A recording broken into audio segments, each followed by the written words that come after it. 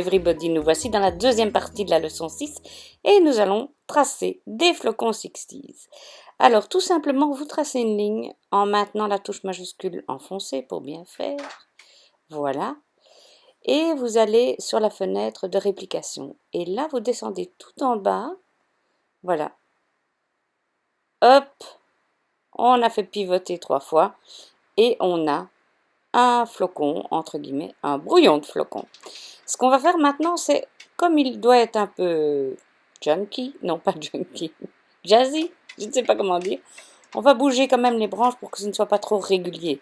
Il est justement beau dans son irrégularité. Et pour ce faire, on va aussi diminuer certaines branches, pousser sur la touche majuscule, faites pas comme moi au début, voilà. Et ça, c'est vraiment au petit bonheur la chance, au gré de vos envies, parce que voilà, c'est en fonction du flocon que vous voulez obtenir. Bon voilà, moi j'ai fait comme ça. Excusez les tic-tic-tic derrière, hein, c'est mon chien qui fait du bruit sur le parquet en marchant. Chaque fois que j'enregistre, j'ai l'impression qu'il a envie de se promener. Bon voilà, donc j'ai un petit peu raccourci les branches au gré de mes envies, et là je vais ajouter une boule au bout de chaque flocon. Donc voilà. Je me suis inspirée pour ça d'un fichier de chez Miss Credible. Et je me suis dit, mais ça, encore une fois, on sait faire. Donc voilà pourquoi j'ai décidé de faire ces flocons un peu 60s pour accompagner notre petit pingouin. Je trouve d'ailleurs que ça va super bien avec le pingouin qu'on vient de réaliser. Voilà, je prends le temps d'ajuster mes petites boules au bout des flocons et j'essaie de leur donner à chacune une taille un petit peu différente en n'hésitant pas à y aller dans du gros, dans du plus petit, parce que je trouve que c'est ça qui va lui donner vraiment de l'allure. Vraiment, vraiment. Qu'est-ce que j'allais dire avec ça? Oui, à chaque fois, vous avez vu, j'utilise le raccourci clavier pour dupliquer les petites boules. Si vous ne vous en souvenez pas, c'est CTRL, commande, flèche de droite. Et là, je fais des bêtises parce que mon mari est venu me faire des chatouilles pendant que je filmais ça. Et voilà, oui, bon, bref. Donc ces deux branches-là ont été plus hésitantes. Mais je reprends mon sérieux et je continue à faire mes petites boules. Alors, ce qu'on aurait pu faire, si on voulait, c'était augmenter l'épaisseur des traits de notre flocon et demander qu'à l'impression, les traits soient imprimés. Mais j'ai trouvé une astuce, vous allez voir tout de suite, quand j'aurai fini de tracer mes petites boules là. Voilà. Je chipote un peu. Bon, c'est vrai que c'est du chipot au départ. Et voilà, nous arrivons à la dernière petite boule. Là, je sélectionne tout, je fais un clic droit, grouper. Non, pas clic droit. Commande, contrôle, G pour grouper. Et là, je suis allée dans ma fenêtre de contour et j'ai fait un contour de 2 mm. Okay.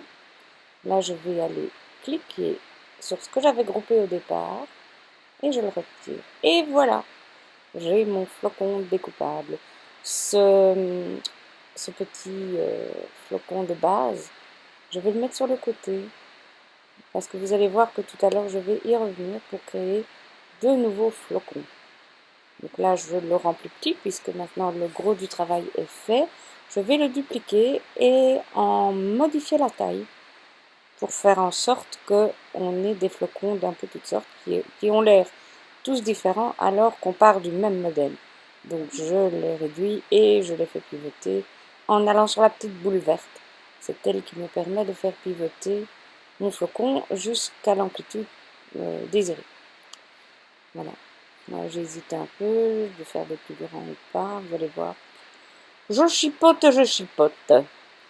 Alors, je vais aller chercher ma palette de couleurs pour aller chercher ma couleur bleue que j'ai ajoutée aux palettes. Elle prend du temps à charger. Il faut plus m'excuser. Elle prend du temps à charger parce que, en effet, c'est assez lourd comme fichier puisque ça contient tous des papiers. Voilà, voilà, voilà. C'est parti mon kiki. Et je prends ma palette de couleurs qui est soudée, donc qui est groupée, donc je prends tout en même temps, tant qu'à faire. Je vais d'ailleurs l'utiliser par après, vous allez voir.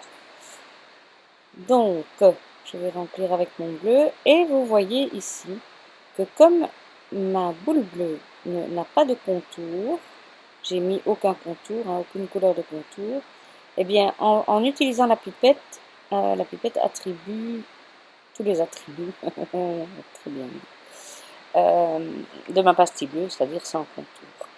Là, je vais rajouter une branche, carrément, parce que j'ai envie qu'il soit un petit peu plus rond, on va dire, si je peux m'exprimer ainsi. Donc je le zoome et j'ajoute une branche, ici, une branche un peu longue. Et je vais reprendre ce rond-là parce qu'il me plaît bien.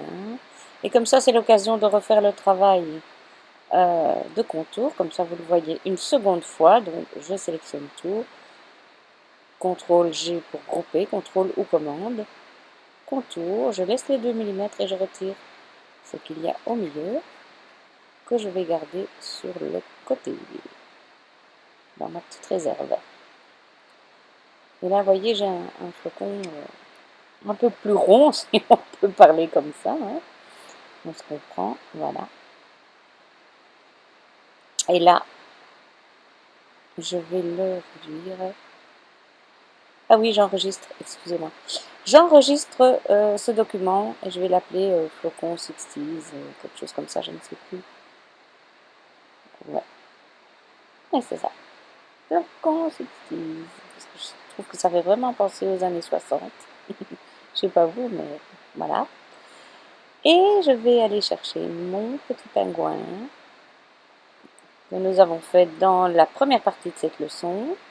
Je vais le chercher, je le copie, CTRL-C, je reviens sur mes flocons, CTRL-V, et je le déplace parce que je vais en changer les couleurs pour assortir ici. Alors vous allez voir, je vais faire un exercice un peu périlleux. Je me dis, oh, tout ce qui est en blanc, je vais faire en bleu, et puis là, on dirait qu'il est malade. Du coup, je l'ai remis en blanc, pardon. Alors j'ai modifié aussi la couleur de son chapeau. Voilà. Plutôt vert foncé. Et la couleur de son écharpe. Ah non, pas encore. Oui. Vous allez voir, je vais la corriger. D'abord un peu bouger mes flocons, puis je me dis que l'écharpe vraiment, elle n'est pas top. Et mon chien qui continue à faire des tic-tic. J'ai pas eu à avoir vraiment un souci quand j'enregistre. Bon, ben là, j'essaye de faire un fond un petit peu cohérent, un petit peu sympa, pour pouvoir montrer ce que ça donne, là. Maintenant, encore une fois, à vous de voir. Ça peut être sympa de se faire un petit tampon avec ce flocon, là, petit tampon silhouette. Ça peut être sympa, ça peut bien donner. Et si vous le découpez dans la matière tampon de silhouette, alors vous le collez directement sur un ancien bloc acrylique. Voilà! On a fini. Qu'est-ce que vous en pensez? Ben, comme toujours, je termine en disant que je suis impatiente de voir ce que vous allez me concocter. À bientôt!